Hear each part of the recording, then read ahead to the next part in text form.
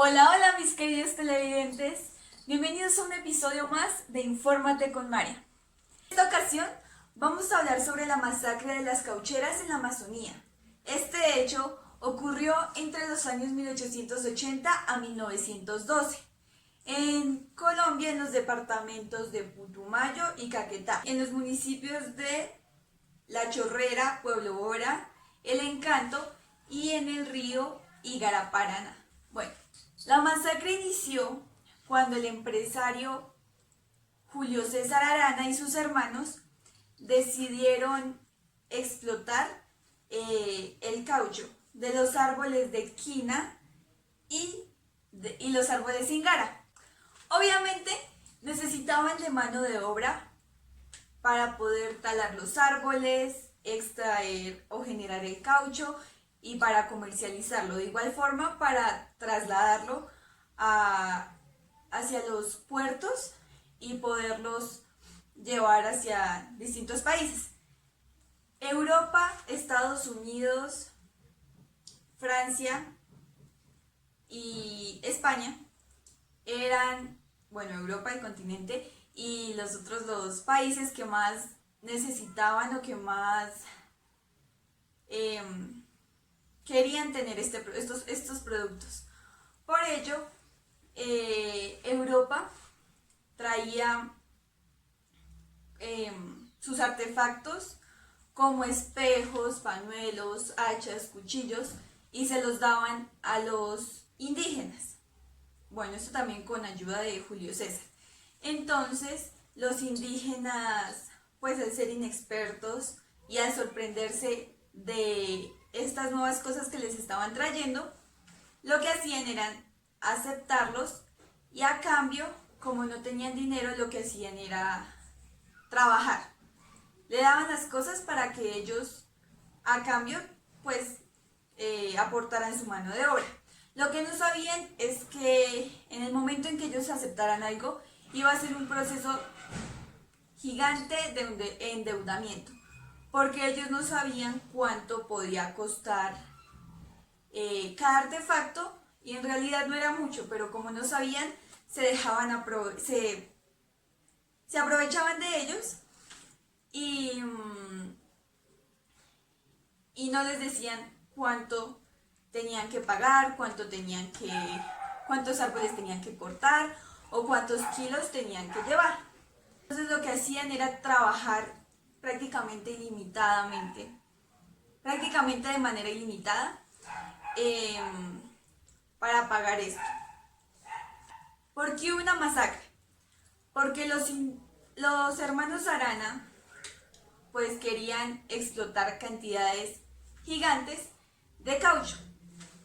Y al principio pues era algo muy fácil, pero ya después los árboles ya no tenían pues de dónde más sacar, porque toda su sangre blanca se estaba derramando. Y de igual forma la sangre roja de los indígenas, ya que después de un tiempo no podían llevar a los puertos ni a los lugares como la la casa de los Arana, eh, las cantidades de caucho que ellos le pedían. Cada indígena tenía que llevar 5 kilos de caucho y tenía que recorrer muchísimo para llevarlo a su destino. Por ejemplo, habían unos sitios que eran más cercanos y su recorrido era de días, pero habían otros que era de semanas. La Casa Arana, que aún existe en Colombia, se puede decir que es patrimonio nacional, es muy importante, ya que es un testigo mudo de todas las atrocidades que se cometieron en esa época. En este momento es un colegio, pero anteriormente era una mansión de la casa de los hermanos Arana. Y allí era uno de los destinos a donde los indígenas tenían que llevar el caucho. Tenían una bodega que no podemos imaginar ni decir exactamente cuántas toneladas o kilos cabían allí. También tenían calabozos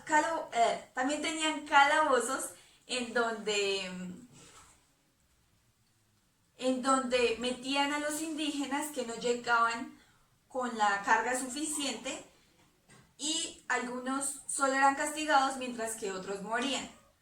Se dice que en esta casa murieron aproximadamente 35.000 indígenas.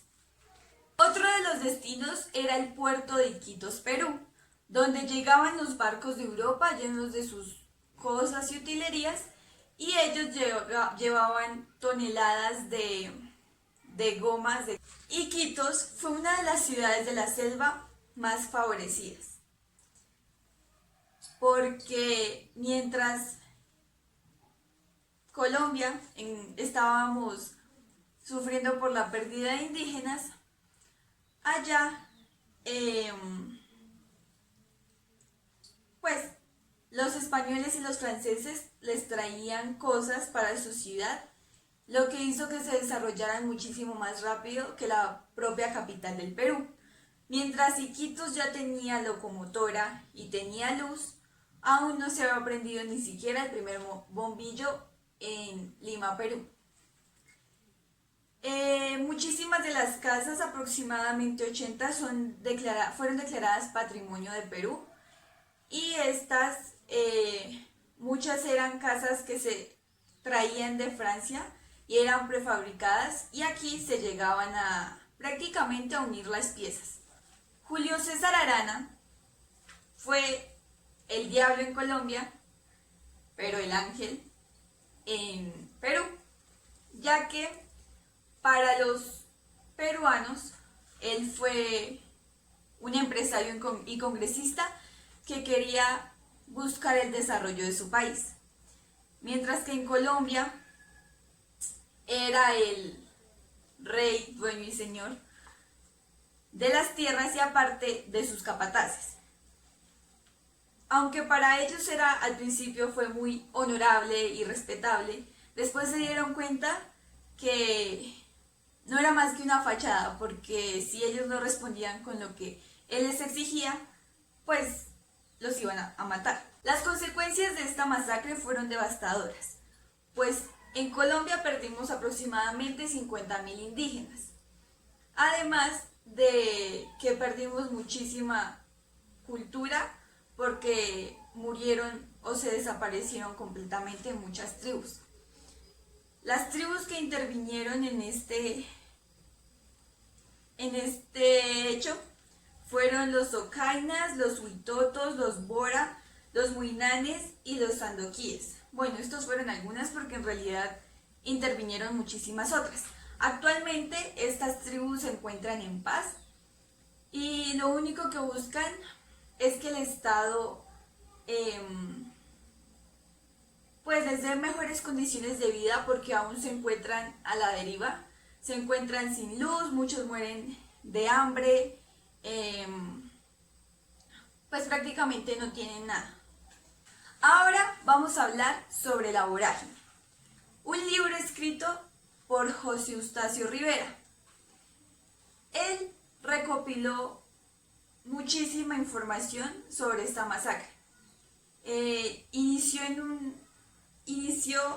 en un río, viajando como miembro de una comisión de límites y después recopilando testimonios de las víctimas caucheras.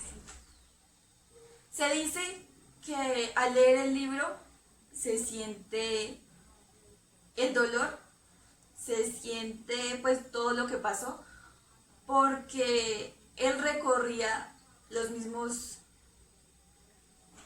lugares en donde tuvo acontecimiento este hecho. También se dice que es como si estuviéramos escuchando a los bisnietos o nietos de las personas que tuvieron que vivir esta masacre. Esta obra es muy importante también porque nos narra la realidad, nada más que eso. Nos dice todo, nos cuenta sin tapujos cómo fueron las masacres, qué les hacían a los niños. Nos cuenta también que a los niños los ponían a triturar arroz con las manos, con las uñas, y si no lo hacían, morían.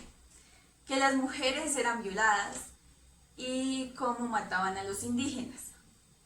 Nos cuenta qué tan difícil era caminar por esas trochas o hasta llegar a su destino. Es un libro con una forma de escritura bastante interesante.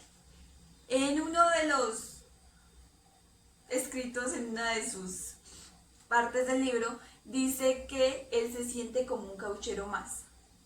También describe esta masacre con los libros de cuenta de los Arana. Uno de los libros que relata la historia de las masacres caucheras fue escrito por el cónsul británico Roger Cousement. Se dice que este libro también narra todo en forma de denuncia, porque él pudo ver cómo los indígenas eran explotados y cómo mientras unos se beneficiaban, los otros estaban sufriendo demasiado. Se dice que puede que no sea muy verídico, ya que él también era inglés, pero si lo hizo, yo pienso que si lo hizo, pues fue por algo, porque puede que su país sí se estuviera viendo beneficiado, ya que le estaban llevando caucho y goma para sus nuevos carros y bicicletas, pero él debió hacer este libro con la plena conciencia y con